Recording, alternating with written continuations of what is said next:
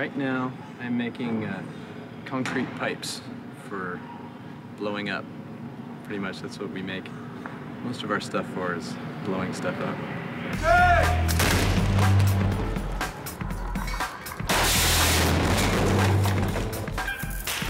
Every time you see a spaceship crash into the ground, be it in, Planet of the Apes or Independence Day, it's a miniature. The scale of this is massive. And to get that scale and debris and fire and everything, nothing can compete with a miniature. Things that would be destroyed or be huge event locations where things would just shatter. CG is not really too great on doing stuff like explosions, interaction of stuff actually hitting, matching, and debris coming off. So that's the stuff that really sort of happens here. There's just a lot of serendipity or randomness that happens. We can pick up a lot of that detail that we wouldn't otherwise be able to get. And so, trying to get that extra little bit of realism into our CG city.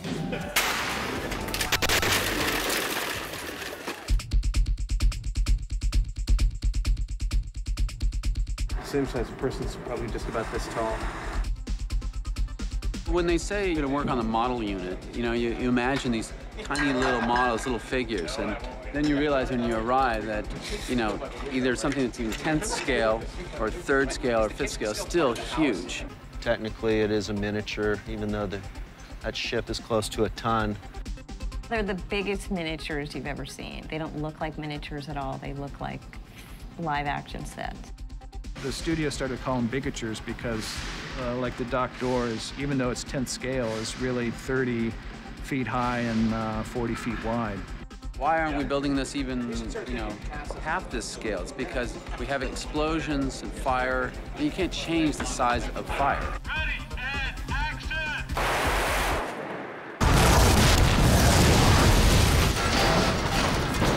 Ready and action!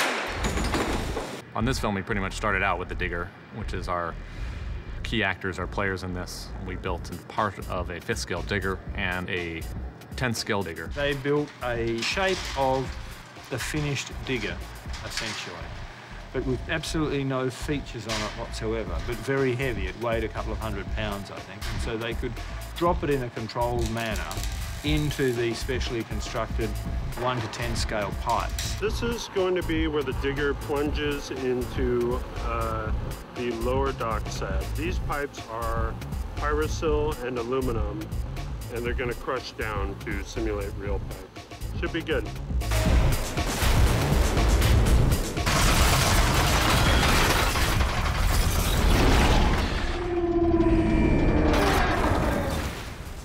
Right, but you want the pyro coming from inside the pipes, though. Yeah, inside the catwalk. It was difficult to build these complex environments and make all of the reactions happen properly. That the explosions, the pipes that would flip up into frame, the debris that would fall, tried to capture as much of that as possible. Action!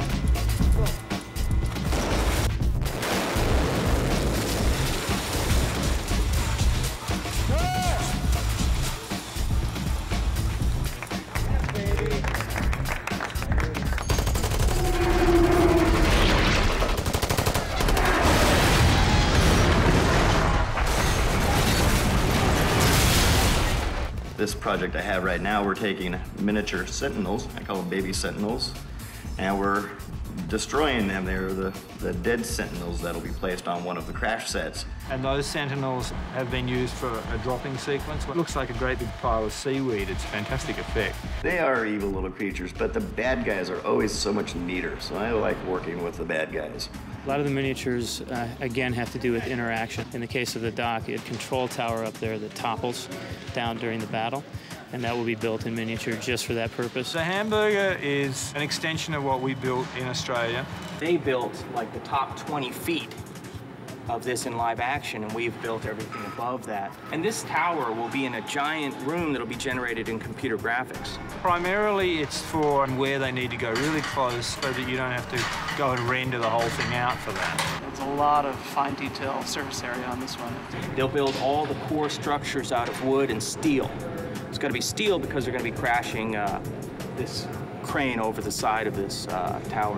This is the crane. This goes up on top, and this thing could spin all the way around. Even at 10th scale, it's an extremely large model to do the motion control photography on it. We had to build a motion control crane. That's one of the largest motion control cranes in the world. We finished Wayne and it weighs 5,100 pounds, the whole model. And the crane top that's gonna fall is 800 pounds, which is scary and exciting all at the same time. That tower has been absolutely beautifully designed, and now we're gonna see it destroyed.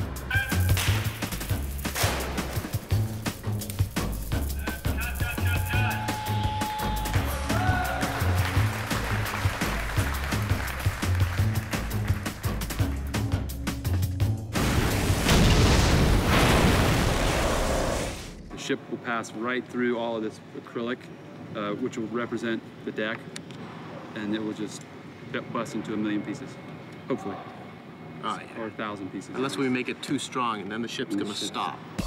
So this is what we came up with for the finale of the Mjolnir into Zion to save the day. The Mjolnir, I put these scales on it, or these big metal plates. That gives extra detail because it did these plates that you could like break chunks off, like it broke, skidded against something. The actual doors. Yes. Yeah, I think each one is like 3,500 pounds. The gate, we must have the biggest gate. We need this gigantic mechanical, machinery-driven gate. This door behind me was the biggest roll aid shot for me. It had the most possibilities for absolute failure. And then when that thing is traveling down the track, we did a test yesterday, it's like a car just flying down the road. It's pretty freaky. Yeah. This is probably one of our largest events. The ship weighed about a ton. It had to go pretty fast. It had to make a turn. And then while it was making the turn and squeaking through the door and blowing up, it was dropping and rolling, and the nose was sliding over. So this was a pretty big deal. We have 5 cameras, and it takes us days to set up these shots. We're all a little nervous if we're not sure whether it's gonna be right or not. We're crossing our fingers.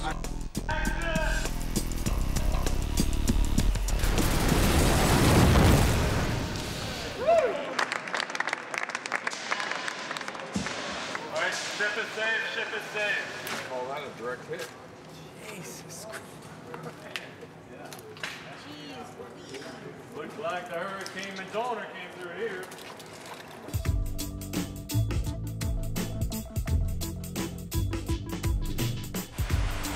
There are so many things that can be achieved by having the background into which they can put a digger or whatever it might be. They start off with a basis and then they can add to it. Computer graphics and the miniatures are actually integrated into every shot. So you'll have CG models, you'll have hand-built models, you'll have computer graphic pyro layered on top of real pyro, and ideally the blend will be seamless.